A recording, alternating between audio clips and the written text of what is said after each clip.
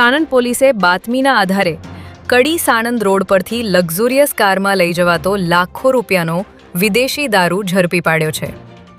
પોલીસને બાતમી મળી હતી કે એક લક્ઝુરિયસ કારમાં વિદેશી દારૂનો જથ્થો ભરીને કડી સાણંદ રોડ પરથી સાણંદ તરફ લઈ જવામાં આવી રહ્યો છે.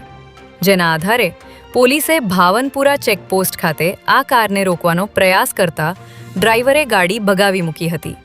જે બાદ પોલીસે પીછો કરીને આ કારને ઝડપી લઈ તેમાંથી દારૂની 1542 બોટલ કબજે કરી છે. પરંતુ બુટલેગર પોલીસને હાથતાળી આપીને ભાગી જવામાં સફળ રહ્યો હતો. અમદાવાદના બોપલ ગુમા વિસ્તાર બાદ હવે શહેરના ઉત્તર પશ્ચિમ છેવાડે આવેલા જુંડાલ ચાંદખેડા રિંગ રોડ પર પણ દીપડો મુક્તપણે ફરતો હોવાનો સનસનાટીભર્યો દાવો સામે આવ્યો છે. જુંડાલ ચાંદખેડા રિંગ રોડ પર એક પાનના ગલ્લા નજીક રાત્રિના સમયે દીપડો રસ્તો રોડ ક્રોસ કરતો નજરે પડ્યો હતો. જેથી સ્થાનિક રહીશો અને રસ્તા પરથી પસાર થતા લોકોએ પોતાના મોબાઈલ કેમેરામાં દીપડાની આ હિલચાલ કેદ કરી લીધી હતી.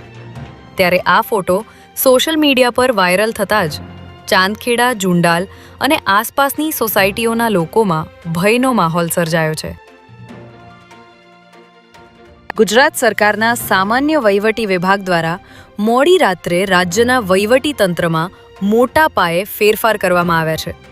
જેમાં 28 જેટલા IAS અધિકારીઓની બદલી અને નિમણૂકના હુકમો જાહેર કરવામાં આવ્યા છે. રાજ્યમાં વિવિધ વિભાગોની કામગીરીને વધુ સુદૃઢ અને ઝડપી બનાવવાના હેતુથી આ બદલીઓ કરવામાં આવી છે. જેમાં વિવિધ મહાનગરપાલિકાઓના મ્યુનિસિપલ કમિશનરો, જિલ્લા વિકાસ અધિકારીઓ તેમજ રાજ્ય સરકારના વિવિધ નિગમો અને વીજ કંપનીઓના મેનેજિંગ ડિરેક્ટર સહિતના મહત્વના હોદ્દાઓ પર નવી નિમણૂકો કરવામાં આવી છે.